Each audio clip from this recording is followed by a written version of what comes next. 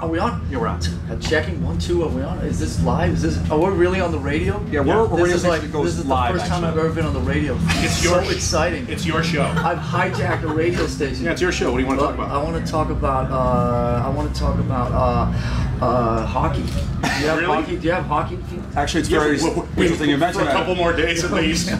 You know what? Lars is up on it. He totally knew exactly what to bring up. Why don't you buy the team and end all the crap we're going through? We actually already have bought the team. We're just keeping it a surprise. This is the big unveiling right now. Really? So we have a major surprise for you. Metallica has bought the team. The team is staying another 10 years, and everybody's happy. Yes! There you go. Brilliant! It's the Lars Coyotes! Brilliant!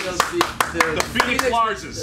The Phoenix Metallicas. Really? That'd be a great uniform. The Phoenicians. No. The Phoenix Metallicas. Yeah, that's not bad. You get used to it. I mean, every moniker always sounds weird the first time you say it. The Phoenix Metallicas. NHL hockey in Arizona. There you go. You've already got the hockey jerseys. We've seen the Metallica hockey jerseys. Yes. So we're good. Yep. Okay. It's authentic now. You've heard it here on the radio. The voice you're hearing is Rock and Roll Hall of Famer Lars Ulrich. Wow. Drummer for Metallica. Let's just get this straight right away. Lars, officially, you are a legend. Officially, you're a legend. The right things to say. No, it's the truth. Awesome. Listen, like I just said to you guys, I don't get out of the house very often, and so this is one of the first interviews I've done all year. So we're off to a good start. Is that the good way to go? Stuff, it's Saturday afternoon. I woke up at home, dealing with kids, dealing with dealing with all that stuff domestic at home at 7 in the morning. How rock and roll is that? Waking up at 7 in the morning on a show day, Last time I was up at 7 in the morning on a show day, it was for the wrong reasons. You know what I mean? And now it's a walk of shame the night before. Exactly. So but now I'm here, and there's nothing but love out in the desert. It's all good. It is magical out there right now. If I can use that word. When Anthrax was playing it, we walked out there and it was insane. And we had to come back here, of course, because we want to talk to you. But do you have any good memories about Phoenix playing there over the last 30 years? I mean, anything specific that stands out that you How can much time do you have? I have. It's your show. Okay. Well, we've done, obviously we've done production rehearsals for the last two, arena tours in Phoenix, both in 04, it was March of 04 for the St. Anger go-around, and then in October of 08 for the Death Magnetic go-around in two different buildings. What was it called? The America West building downtown? Yeah. And then the new place outside, kind of out in the suburbs. Jobbing.com arena where your hockey team plays. There you go, the Phoenix Metallica. Interesting, that's where it all started. And so we spend actually a good deal of time in Phoenix because we're there for like a week, and there's nothing but love. And we, got good memories from back in '92 when we played the Phoenix International Speedway with Guns N' Roses out there in the desert in August. And nice planning on your part. Listen, I think that was one of the shows that got moved because of Hetfield's pyrotechnic thing. Yeah. But so that was cool, and there was a great party. I think there were because Axl used to throw these great parties every night on that tour. And I think the theme that night was appropriately the Wild West. So it was a Wild West party with scantily clad cowgirls, and it was nothing but fun. And then, let me see, Phoenix, Bourbon Street? No, that's been New Orleans. Well, no. I know what you're talking about. There's a ballet. Oh, place yes. called Bourbon Street. Yeah, Bourbon Street, right? That was back in the Fine day. art. It's still there. Yeah. No, I know what I'm talking about. Yes, No, Bourbon Street. that's in New Orleans, or I forgot. No, there's You might have forgot. No, there's a fine establishment that we used to frequent back in the late 80s, early 90s called Bourbon Street. That was one of our favorites in America. And let's see, we had a lot of late nights at the Ritz-Carlton. And what was the old Phoenix Veterans Coliseum? Yeah. Was that what it was when we played? In like the late 80s. Me and Paul are saying, but we've lived there 9 months, both of us. Believe it or not. We're like, I remember back when we saw you guys, why am I asking? Is there any of you guys, there's like 12 guys here in radio t-shirts. Anybody from Phoenix? Hippie Down was. Are you? Originally. Yeah. Do you remember that? Is that what it was? Veterans Memorial? It is. It's still the Arizona State Fair is. Right. And there was also an outdoor joint called Dodge Theater? Or no, Desert Sky. But there was another place out there in the 80s that was basically known as, before they built the Desert Sky, there was a slab of concrete out in the middle of the desert. That was out in the West Valley. It was like a place where they held rodeos and stuff. Yeah, like that. and yeah. I remember we Are played you making down that there. up? No, I'm not. No, making that it up. was literally like before they built Desert Sky, because that was covered and all that. So but trust me, we've had a lot of fun in Phoenix over there. Much more than you can say on a family themed radio show on a Saturday afternoon. Trust me. So, for those that don't know, you and your history with these bands, obviously we all know the Megadeth connection, but the people don't know, back in the beginning with Metallica, when they moved to the East Coast, didn't you guys like share a rehearsal studio with Anthrax, or you were in the same building, right? Yes, Anthrax were the ones that were sort of greeting us when we like hosted came in green from the West Coast. Scott Rosenthal, I think his name was at that time. Rosen something. They all lived out in Queens, and they were nice middle class kids out there, and they were very. They took great care of us and got us. I think we went over the place we were staying at where we rehearsed. There was no running water where we lived and rehearsed, so we would go over to Scott Ian's house once a week and shower and eat proper, home cooked meals and stuff like that. So they were very gracious to us in the beginning. So we go back with Anthrax. I don't know if we go back longer with them than Slayer. Probably, yeah, because we were hanging with Anthrax earlier than we were hanging with Slayer. And now, lo and behold, all these years later, you've got this big festival thing there. And let's face it, if you didn't want to do it, it wasn't happening. So thank you for no, you know it. You know it. You said I was kissing his ass off the air. No, it's the truth. It's the truth. If you guys didn't want to do it, if Metallica didn't want to do it, it wasn't happening. Fair enough. Sure. No, I don't know. Let me think about that one.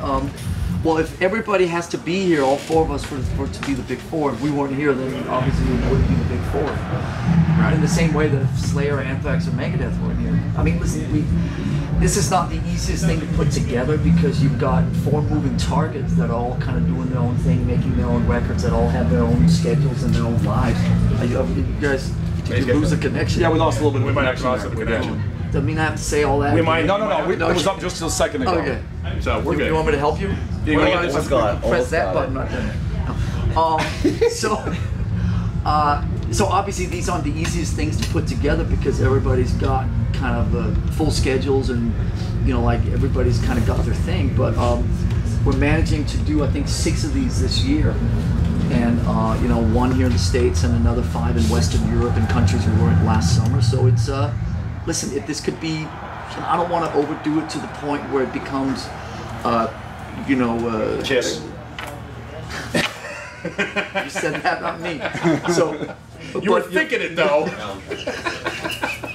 So 6 this year I think is great, and you want to keep it special because you don't want it to turn into something that people take for granted. Sure.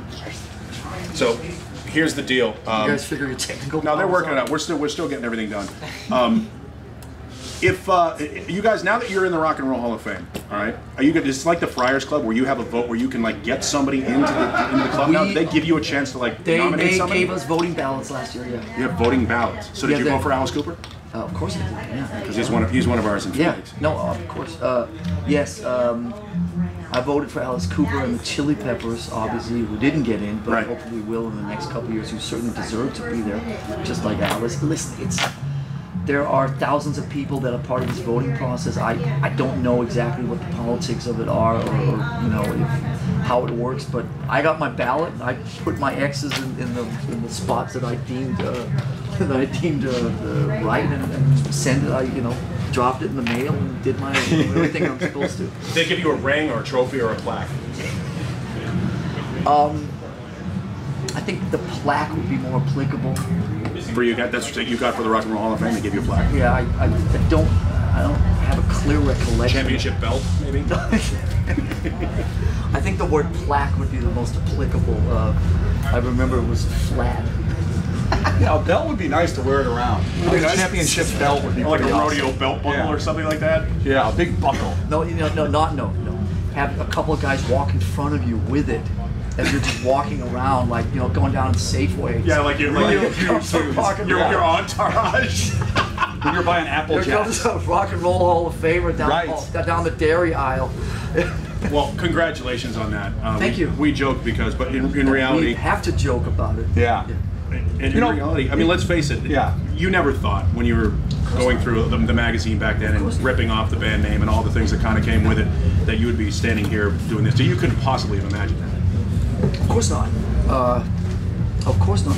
I mean, I'm not even going to sit there and say it makes it even more sweet, because it's not something, the only time these thoughts really come up. And I mean, the series is when we sit and talk about it. I mean, it's not something that you sort of walk around and think about on a daily basis. So it really only comes up in interviews. Obviously, it's a cool thing. It's 30 years. The main thing is that, you know, we're happy playing music, and there are 50,000 people out there that are happy journeying to a not so easy place to get to and share in that experience with us and 3 other awesome bands. That is worth celebrating. All the rest of it is, you know, that's becomes back padding or whatever, and it's cool. Obviously, listen, it's nice to be. I'd rather win a Grammy than not win one, but it doesn't. I mean, it's not. Do you know what I mean? It doesn't make that much of a difference. So I also don't want to. That's easy to say when you've won. No, but I was so easy to say. Like, you never hear a guy that loses go, you know, and it wasn't important anyway. I didn't really care. I was just gonna say, but I don't want to sound blasé about it. I mean, obviously it's cool, but you know, I think considering everything we've been through, all the ups and downs, 30 years, still the biggest triumph, the biggest plaque, or whatever, the biggest award is the fact that we're still here 30 years later, and there are a bunch of people who still consider us, you know, somewhat relevant, and we play music that people get off on. And I know that we're getting dangerously close to certain cliches that get said a lot in radio interviews and stuff like that, but it really does ring true. You know, it's pretty amazing.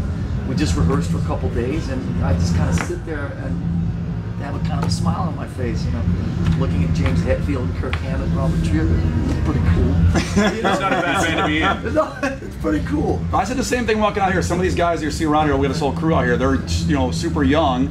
And I remember coming back, in fact, 20 years ago, almost to the day, you came to Cincinnati, and I'm like, in 10 seconds, I'm in a year and a half of life of Metallica, asking you, are you going to play Nothing Else Matters tonight? When I went to the radio station there on the way to the gig. Yeah, and you were a big problem with, I don't know, the 12-string, had James making the work right for it, and I'm in there for like 10 seconds. It was almost 20 years to the day, because that was 1991 in Cincinnati. March, April 91. Yeah. Somewhere in there. And I look back now, and I have a mullet in that picture, by the way. I think you do too, actually. We'll keep that our secret. But that's why we filmed, you know, a bunch of the stuff that ended up in the Wherever I May Roam video. Right. Was filmed in Cincinnati. Yeah. And we've always had a lot of fun in Cincinnati. Oh. I'm telling you. It was great. And like I said, I got one word for you, like Covington. I don't know about it anymore. I haven't been there a long time. They cleaned it up a little bit, I think. You'd know better than I do at this point. But Bourbon Street of. Oh yeah, there you go. Yeah. The strip bar, not the New Orleans. All right. But I mean, it's like so funny. That seems like it was 20 years, and you've all gone from there to here today. And like I said, it's just like it's still fun for us to talk to you, and it's still fun to be here. It's like going out to watching Anthrax right now. I was just getting all these flashbacks and stuff. It was awesome. It was. Yeah, listen, it's been an incredible ride. So I mean, if anything, today is just a celebration of what everybody's been through, and the fact that we're all here, and some of us are even semi-coherent still. You know? This is the portion of the interview where you have to do it. I gotta ask the question because you and I both know, and I'm sure every guy in the band has answered it, and you've answered it as well in every interview since. There is not going to be a U.S. Big Four tour at all, right? You're just doing these 6 shows this year, and then you're not going to do a tour, or are you in the future going to do a Big Four tour, U.S. tour, so people anywhere else can get a chance to see the show that everybody's seeing tonight? Well, what defines a tour? I mean, here we go. No, I hate to get all Bill Clinton on you, but it's like it's. Say 25 dates. I would say that's pretty unlikely. But let's at least in the foreseeable future, I think that this is something that we think is. This is something that we consider special to the point where it should definitely not be overdone. And so obviously there's a fine line where you want to try to get it to as many people as possible, but at some point it also can become just too much. You know, I think that based on the success that we're having here, obviously we are looking at honestly, I mean, sure, world exclusive. Here it is. We're looking at doing something on the East Coast later this year. Logistically, it's not been as easy to put together as this thing, because this is an established, you know, sort of piggybacking on the back of last weekend and of next weekend. But we've been trying for a little while since this thing blew up to try to come up with something on the East Coast, and that's not as easy because of everybody's schedule. I mean, like I said, you got 4 moving targets, and you know, nobody sits around and waits for the big 4 to. Everybody kind of does their thing, so it becomes more trying to fit it into existing schedules. But we are looking at doing something on the East Coast later this year. But a tour that's not in the works right now. But listen, I mean, like I've heard myself say a lot, talking about this Big 4 thing. I mean, this is supposed to be fun. This is not supposed to be an obligation. It's not supposed to, you know, there has to be an impulsive, fun element to this. I kind of like the fact that there's a little bit of chaos to it. I think it's healthy for this. This is not something you want to be so polished that it becomes sterile and kind of loses its edge. Do you know what I mean? So, but we are looking at something in the fall on the East Coast. Is your KD? Oh, you really? You have a hard time. KB. What is that? Can't read that. You're staring at my rack. What is that? Well, it's your cord is hanging in the way, and really? It's right behind us, Lars. God, really?